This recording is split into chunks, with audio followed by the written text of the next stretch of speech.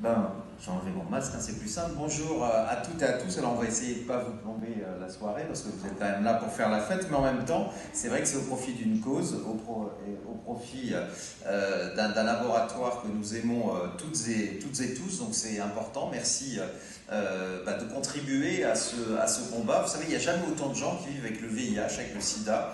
On ne le sait pas parce que c'est vrai que cette maladie est devenue de plus en plus invisible. La Covid, contre lequel évidemment plus que jamais il faut lutter, a oublié qu'il y avait une autre épidémie, parce que je pense qu'on peut traiter deux épidémies en même temps, parce que la grande nouveauté avec le sida, le grand espoir, c'est qu'on peut arriver à un monde sans sida. Et c'est pour ça que je remercie moi particulièrement la ville de Puteaux, où je viens tous les ans, le 1er décembre. C'est devenu une tradition depuis des années et des années. Donc je voulais remercier sa mère, Joël, qui s'investit dans cette cause depuis si longtemps, qui est membre aussi du bureau d'élus locaux contre le sida. Et cette ville a obtenu le renouvellement du label Ville engagée contre le sida. Je le donnerai juste après. Et je crois que c'est important parce que malheureusement aujourd'hui beaucoup d'élus ont oublié que le VIH était toujours là.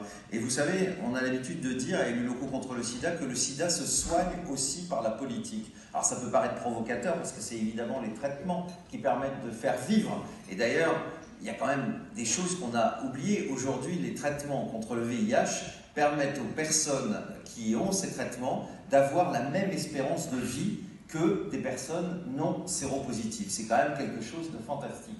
Et autre nouveauté, vous voyez qu'il y a quand même de l'espoir aussi dans ce combat, c'est que les personnes qui vivent avec ce virus, qui ont des traitements, qui n'ont pas de charge virale, ne peuvent plus infecter. C'est-à-dire qu'une personne séropositive, quand elle est dépistée, quand on lui permet d'accéder au traitement, comme c'est le cas dans notre pays, elle ne peut plus infecter personne. Et c'est comme ça d'ailleurs que le sida pourrait disparaître, même sans vaccin. C'est le pari en tout cas que fait l'ONU-SIDA, réussir à dépister toutes les personnes séropositives, réussir à les mettre toutes sous traitement, et ça pourrait être la fin du VIH, puisqu'une personne séropositive sous traitement n'infecte plus. Donc on voit qu'il y a de l'espoir. Malheureusement, la Covid a fait qu'on a oublié le sida. Il y a toujours de plus en plus, alors on a des chiffres cette année qui nous montrent moins d'infections, mais qui sont liés au fait qu'il y a eu, et on pourrait le dire après, malheureusement beaucoup moins de dépistage entre le confinement, entre les couvre-feux, évidemment que ça a été beaucoup plus compliqué. Et puis surtout, ce sont dans les pays du Sud et dans les pays de l'Est. Vous savez, on a 3 heures de la Russie. Eh bien en Russie, à peine 50% des personnes qui vivent avec le VIH ont un traitement. Ça veut dire que 50% de ces malades continuent à mourir comme on mourait ici au début des années 80.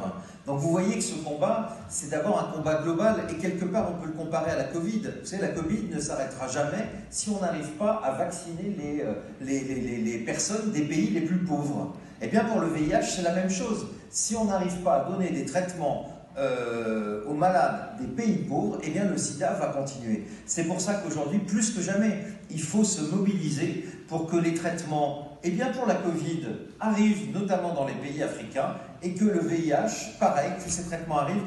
Et croyez-moi, ce n'est pas des sommes astronomiques. Vous savez, pour le sida, il faudrait 25 milliards de dollars par an. Alors ça paraît comme ça un chiffre énorme, mais pour le monde entier, vous savez, quand il y a eu la crise des banques, on a trouvé 3 000 milliards de dollars. Vous voyez là, 25 milliards pour éviter qu'il y ait, comme aujourd'hui, 2100 personnes qui sont mortes du sida, et des personnes qui n'auraient jamais dû mourir, parce qu'aujourd'hui, vous voyez, moi je vis depuis 34 ans avec le VIH.